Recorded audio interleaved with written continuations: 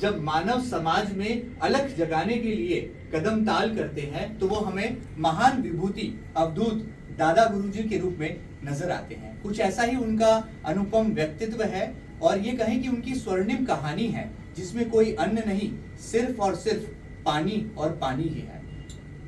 अवधूत दादा गुरुजी, मैं आपका बहुत बहुत स्वागत करता हूं और एमपी न्यूज के इस मंच से खुद को सौभाग्यशाली मानता हूं कि एक विद्यार्थी की भांति मैं अपनी जिज्ञासाएं और जनमानस के सवाल आपके समक्ष रखने की कोशिश करूंगा, प्रयास करूंगा।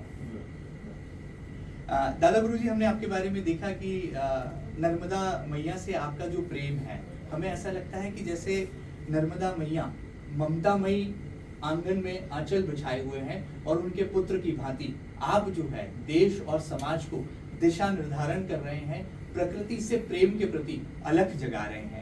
माँ नर्मदा मैया के प्रति आपका ये जो प्रेम है, इसकी भाव अभिव्यक्ति कैसे आप शब्दों के माध्यम से करना चाहेंगे?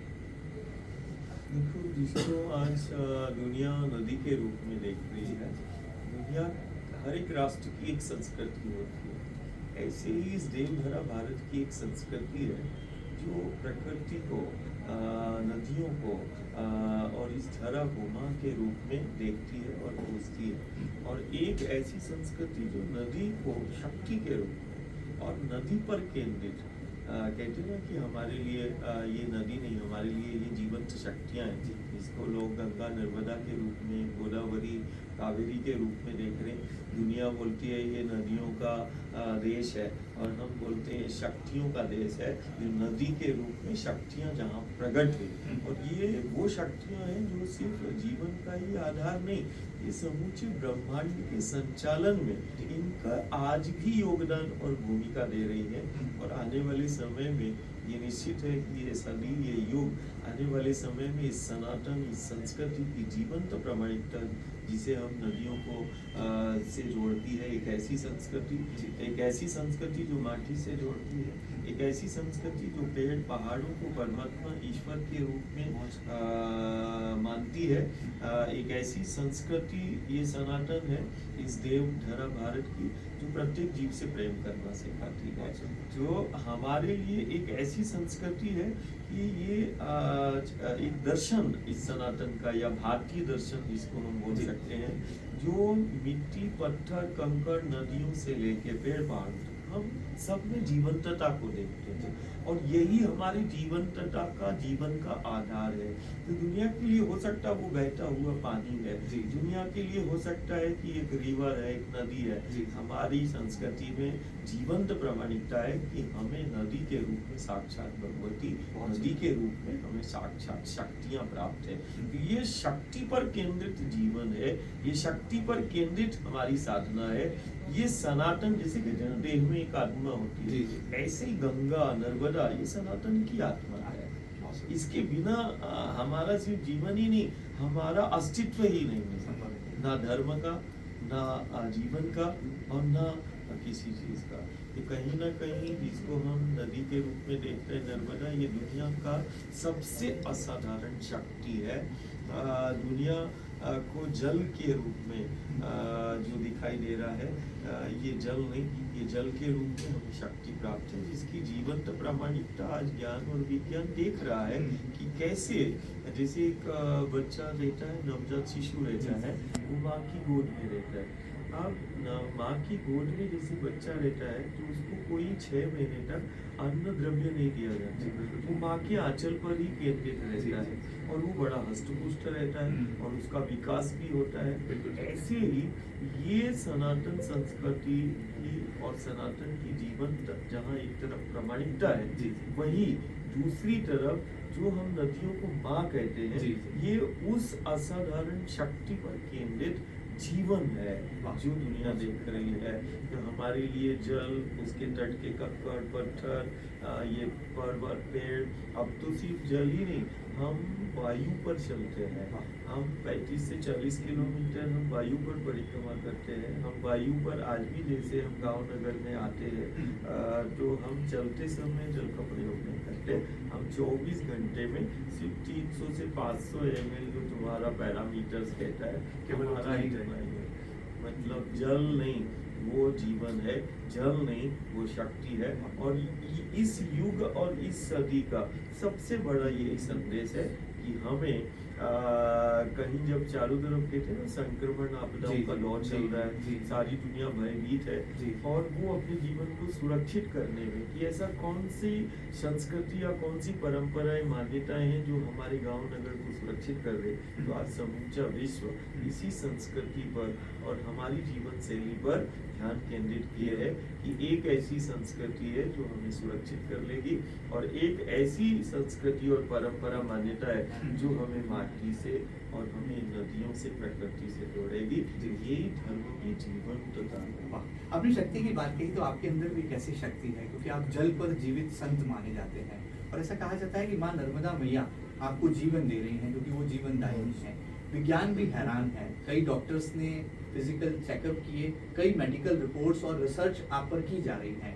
कैसे आप देखते हैं, क्या वाकई में ये माँ नर्मदा मैया की ही असीम कृपा है? नर्मदा का इस भूमंडल पर मैंने जिसे बोला न नदी के रूप में प्रत्यक्ष हमने शक्ति को पाया है। ये कोई विद्या या तंत्र मंत्र या सिद्धियां नहीं है, ये तो हमें शक्ति मिली है, और हम तो दुनिया को बोलते हैं कि देखो आओ हमारे पास, हम दिखाते हैं नर्मदा माँ का वरदान भी कहा जा सकता है। ये तो माँ का वरदान कहें या माँ ही कहें कि माँ के आंचल से जैसे शिशु पलता है, ऐसे ही ये जिसको हम नदी के रूप में नर्मदा को देख रहे हैं, ये उस माँ के आंचल की सामर्थ्य है। ये उस माँ के आंचल जैसे नवजात शिशु माँ के आंचल से आहार लेता दूध के रूप में, ऐसे ही वो जो बहता हुआ पानी जिसको हम बोल रहे हैं, वो पानी नहीं, उस पानी उस जल की एक एक बूंद में समाई वो ऊर्जा है। कारण वो बिना ऊर्जा, बिना शक्ति के ऊर्जा, और हम शक्ति की उपासना करते हैं। प्रवाहित कैसे होगी बिना तो ऊर्जा? कहीं ना कहीं आज जो ज्ञान और विज्ञान शोध कर रहा है, और आने वाले समय में मुझे लगता है कि महाकाल की नगरी से क्षिप्रा के तट से एक कुंभ माँ गंगा के तट पर हुआ, जिसने सनातन संस्कृति की उस विराट स्वरूप को देखा।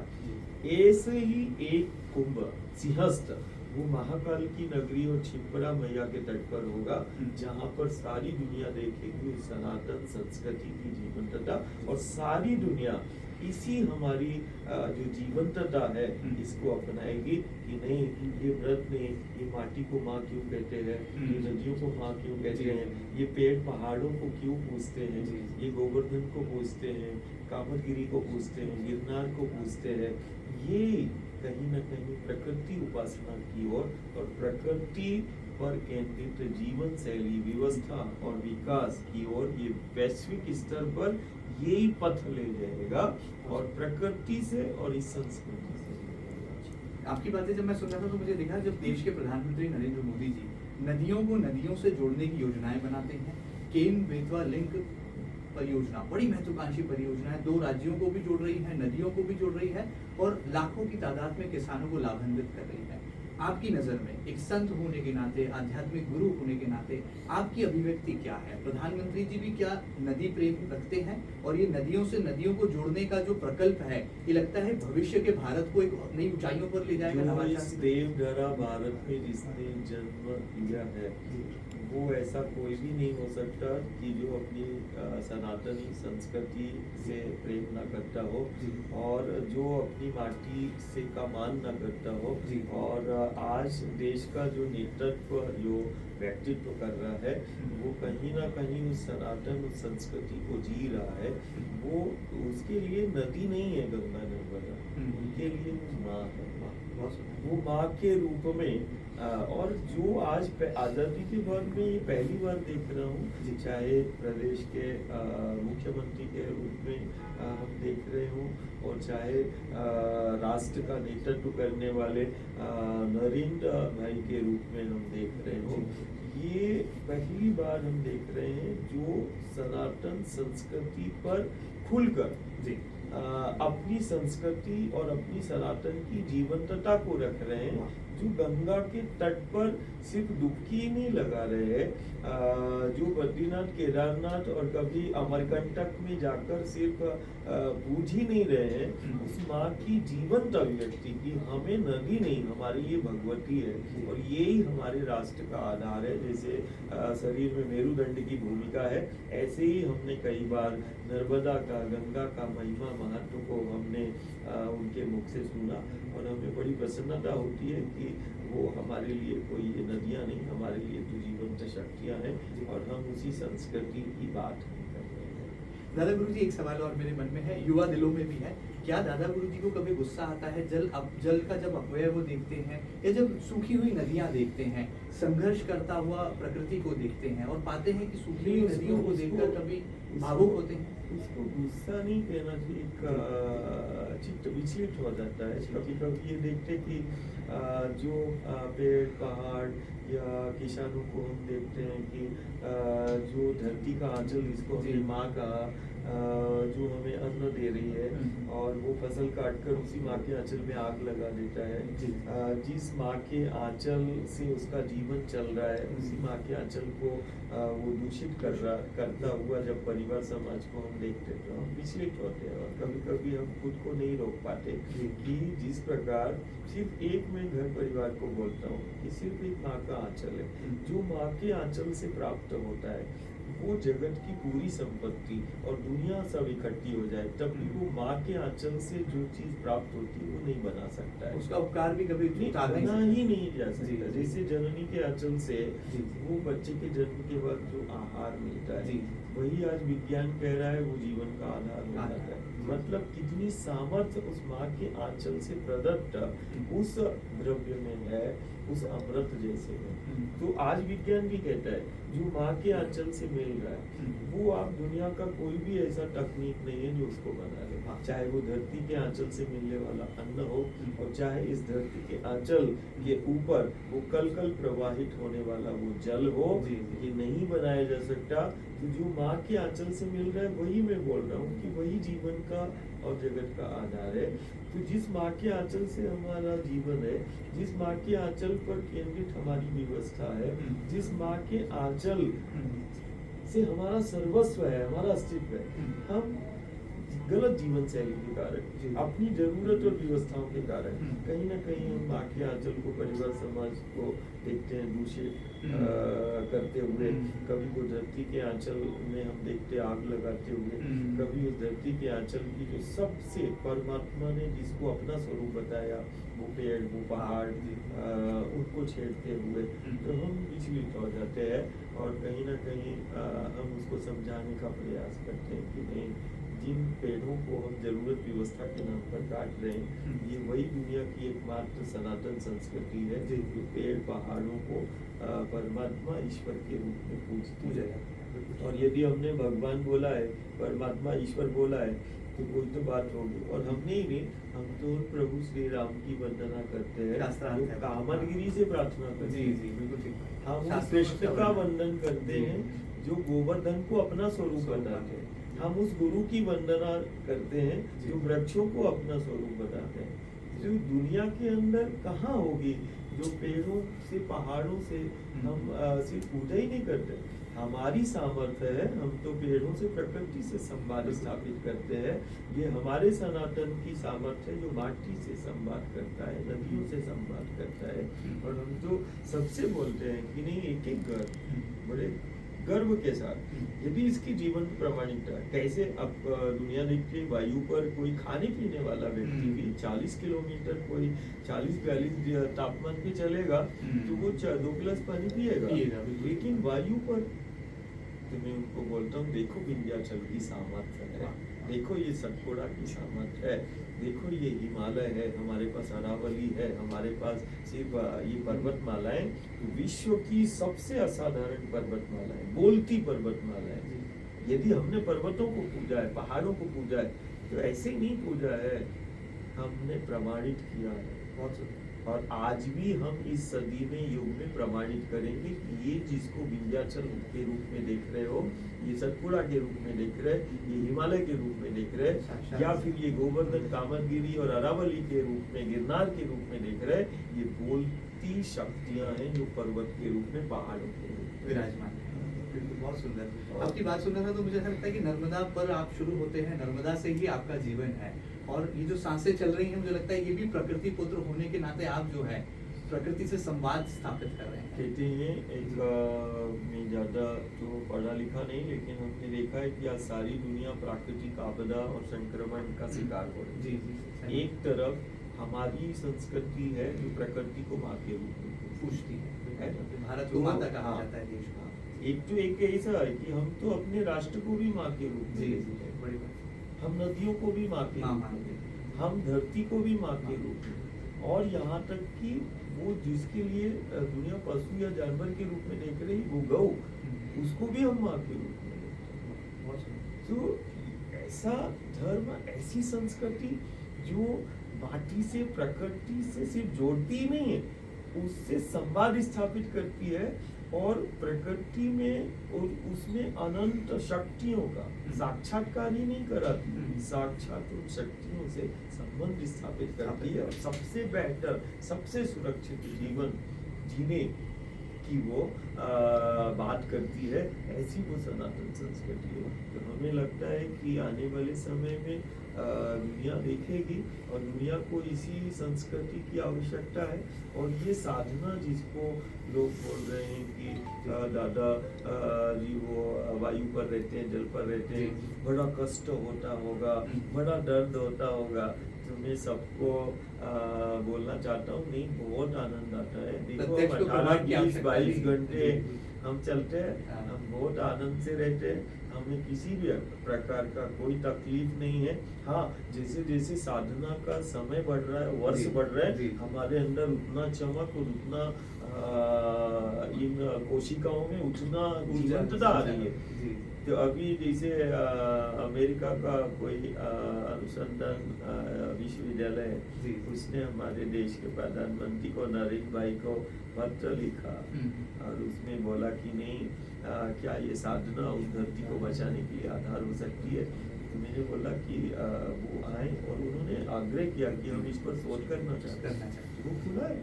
बहुत सुंदर। आपकी बातें सुना तो आपने संबंध और संवाद की बात कही, तो एक संवाद आपका हुआ था बाबा प्रेमानंद जी के साथ भी, और वो भी पूरी प्रकृति प्रेम जो है राष्ट्र से निकला। वृंदावन का वो भी जीवन, और ऐसा लगा कि दो साक्षात शक्तियों का मिलन हो रहा है। और अवधूत दादा गुरुजी की बातें सुनकर से निवेदन और आग्रह किया था कि नहीं, वृंदावन को, यमुना को, और उनके अब कभी कभी जब भक्त प्रेमी संवाद सुनते हैं, और वो जब हमारे पास आते हैं, तो वो बोलते हैं कि नहीं, अब उन्होंने भी उस दिशा पर बड़ी तीव्रता से काम, जो वो वृंदावन की बड़ी सहज और सिद्ध मुक्ति है, इसमें कोई संदेह नहीं। अच्छा, वायुपुत्र उनका नाम है, वैसे ही उनका काम। बहुत सुंदर आपने जो है इसको व्याख्या कर दी। हमने देखा कि आप हवाओं का रुख भी बदल देते हैं। इंटरनेट की तरंगों पर, सोशल मीडिया पर एक वीडियो आपका बहुत वायरल हुआ, मिलियंस ऑफ व्यूअर्स ने उसको देखा, जिसमें आप नर्मदा परिक्रमा के दौरान जब हवा का रुख तमाम भक्तों की तरफ सैलाब की तरह आ रहा है, आपने हवा का रुख ही मोड़ दिया। समझा नहीं, उसको दिखाओ क्या है वो। ऐसा उसमें नजर, ऐसा प्रतीत होता है, फेसबुक पर वो वीडियो लाखों करोड़ों लोगों ने देखा है कि हवा का वो बवंडर आपके समक्ष बढ़ रहा है, और आप उस हवा के रुख को ही बदल देते हैं। ये कैसे संभव है? इसमें भी कोई विज्ञान है, ये चमत्कार है, या ये नर्मदा मैया और वायु से आपका प्रेम है? ये वायु पे तो चलना होता है। कभी कभी कहते हैं ना, माँ के गोद में बच्चा खेलता रहता है, तो कभी कभी माँ भी खिलाती है, माँ भी चलाती है। और कहीं ना कहीं मैंने वो देखा कि कुछ जो चित्रण हम देख रहे हैं, ये बिल्कुल सत्य है कि अब माँ वो तो शक्ति है, और कभी कभी बच्चों को वो प्रकृति से प्रेम करते करते कुछ तो हम भी कभी कभार ऐसा कि नहीं, कुछ जगह पर ऐसा होता है कि वो वायु का स्वर जो है, और उसको जैसे बच्चे के पास चक्री रहती है, ऐसे ऐसे घुमाया तो तो खिलौना जैसे रूप बदल लेता है, ऐसे आपने हमारे वो सब माँ करा ले, ये कोई प्रायोजित नहीं रहता है। कारण प्रायोजित वो जादूगर कर सकता है, हमारे जैसे पागल नहीं। तो वो ये जादू नहीं है, ये तो मेरे लिए मतलब कोई चमत्कार नहीं है, ये तो माँ ही है। लेकिन ये प्रायोजित नहीं होता है। जादूगर तुम्हें प्रायोजित करवा सकता है, लेकिन वो प्रेमी कैसे कराएगा जो माँ की गोद में है। तो माँ के पथ पर ऐसे कई अनेक अनुभव वो हजारों लाखों भक्त प्रेमियों को हुए हैं और प्रत्यक्ष हुए हैं। तो वो माँ के पथ पर वो अनुभव हुए हैं। चलिए, आपका ज्यादा समय नहीं लेंगे, क्योंकि आपकी ऊर्जा का संचार मैं जैसे जैसे बात कर रहा हूँ वैसे वैसे बढ़ रहा है। मुझे लगता है कि घड़ी का कांटा मुझे और अनुमति नहीं देता सवाल करने का। लेकिन एक आखिरी सवाल, आपके इस अलख जगाने के अभियान के बाद हम देख रहे हैं कि नर्मदा माँ के प्रति एक सम्मान, एक आदर और आस्था, उसमें बहुत बढ़ोतरी हुई है। और कई युवा अपनी गाड़ियों से पैदल नर्मदा परिक्रमा पर निकलने लगे हैं। ये जो आपने प्रकाशित कर दिया है, क्या आपको लगता है ये एक नई परंपरा के रूप में स्थापित होगा? और आने वाले कल में भारत को विश्व गुरु बनाने का जो सपना पूरा देश देख रहा है, वो साकार करने में ये नर्मदा परिक्रमा कितना आपको लगता है कि सहयोग भूमिका आज से नहीं, माँ नर्मदा परिक्रमा एक सनातनी साधना है जो कई सदियों से चली आ रही है। और समय समय पर योगियों ने उसको युग सदी के हिसाब से पुनर्स्थापित भी किया। जैसे 200-250 साल पहले गौरी शंकर महाराज ने इस साधना को फिर से दुनिया के समक्ष लाए। और यही साधना जिसको नर्मदा परिक्रमा कह रहे हैं, ये वैश्विक स्तर पर सनातन संस्कृति की जीवंत प्रामाणिकता और नर्मदा की महिमा और महत्व को वैश्विक स्तर पर स्थापित किया। और फिर से इस सदी का जो सबसे बड़ा महाकाल का संदेश है, इसी नर्मदा परिक्रमा में छिपा हुआ है। और निश्चित आने वाले समय में और सिंहस्थ तक हम देखेंगे कि महाकाल की नगरी से महाकाल का संदेश निश्चित जो माटी से, प्रकृति से, गंगा नर्मदा से जोड़ेगा। आने वाले समय में वो दुनिया देखेगी और दुनिया उसको सराहेगी निश्चित। तो ये साधना आधार बनेगी। मध्य प्रदेश के मुख्यमंत्री डॉक्टर मोहन यादव जी को कितना आशीर्वाद है दादा का? बुद्धू महाकाल की नगरी से हैं और महाकाल महाराजा के द्वार से निकले हैं और उसको सेवा का अवसर मिला है। तो वो तो वरद हस्त महाकाल का है और वरद हस्त वो गंगा नर्मदा का भी है, छिजरा का भी है। और जो जमीनी कार्यकर्ता रहता है, जब वो अपने संघर्ष से ऊपर उठता है तो निश्चित वो आधारा के लिए, धेनु के लिए, नर्मदा के लिए, छिपरा के लिए, वो आज से नहीं, मैंने उनको 15 वर्षों से देखा रहा हूँ। जब वो मुख्यमंत्री नहीं थे उस समय भी हमने देखा, और मुख्यमंत्री होने के बाद भी हम उनको देख रहे हैं। तो उनमें कोई बदलाव नहीं आया है, वो जैसे सेवा करते आए वैसे ही कर रहे हैं। तो आपका आशीर्वाद पूरा है। आखिर में जाते जाते गुरुदेव, आप क्या संदेश मध्य प्रदेश से देना चाहेंगे? क्योंकि भारत का दिल भी कहा जाता है, इस प्रदेश को हृदय प्रदेश की संज्ञा दी जाती है। तो इस दिल से कोई बात निकलेगी जो मुझे लगता है पूरे देश और दुनिया के दिलों को छू जाएगी। क्या परम संदेश होगा अवधूत दादा? हमारा सिर्फ एक ही संदेश, सिर्फ देश को नहीं दुनिया को हम साधना के माध्यम से देना चाहते हैं कि आज जब संक्रमण आपदाओं का दौर चल रहा है तो केवल एक सनातन संस्कृति इस देवधारा भारत की है। और हम भारत के युवाओं से भी और घर परिवार को भी कि अपनी माँ का मान करना है। जिस धरती को हमने माँ के रूप में पूजा, जिन नदियों को हम माँ के रूप में पूजते हैं और जिन पेड़ पहाड़ों को हमारे परमात्मा ईश्वर स्वयं प्रत्यक्ष अपना स्वरूप बताते हैं, आज कहीं ना कहीं आवश्यकता है कि यही राष्ट्र की सबसे बड़ी सेवा हो जाएगी। माटी के मान के साथ उस माटी का संरक्षण संवर्धन हो, अविरल हो, निर्मल हो। इनकी धाराएं जिसको हम गंगा नर्मदा और छिपरा कहते हैं और गौ से वो युवा शक्ति जुड़े। तो मुझे लगता है यही सबसे बड़ा संदेश है कि वो अपनी माँ की निकट रहे। बहुत सुंदर। प्रत्यक्ष को प्रमाण की आवश्यकता नहीं होती और ये शास्त्रों में वर्णन इसका आता है। और ऐसे ही कुछ साथ ईश्वर का अंश विराजमान है जो कि संवाद देश और दुनिया से स्थापित कर रहा है और प्रकृति के पुत्र की भांति अपनी भूमिका निभा रहा है। बहरहाल अब आप कितनी आहुतियां और कितनी सहभागिता परम पूज्य यहाँ पर दादा गुरुजी के इस अभियान में देते हैं, जरूर बताइएगा। और ये साक्षात्कार और गुरुजी की बातें आपके कितने दिलों को छू गई, इसकी प्रतिक्रिया भी हम तक सबसे पहले पहुंचाइएगा।